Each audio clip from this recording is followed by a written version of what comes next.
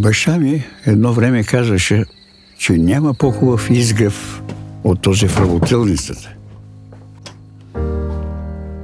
Той ми научи на всичко, което знам за майсторлъка на дърводелството.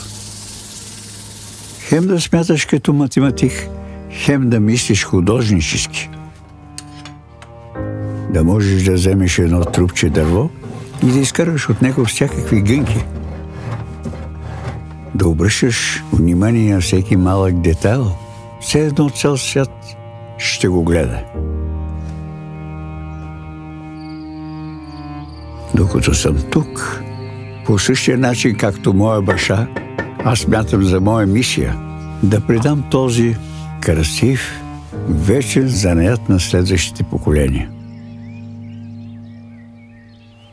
Спомням си, синът ми, когато беше малък, за всеки рожден ден си пожелаваше по една дървена фигурка. Най-вече колички. После порасна и си хвана пътя. Но както казваше баща ми, крушата не пада по-далече от дървото.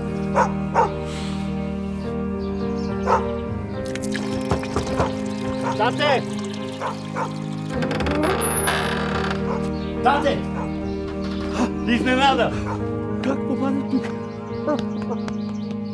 Тази година, да не повярваш, още една дървена фигурка се добави на рафта с играчките.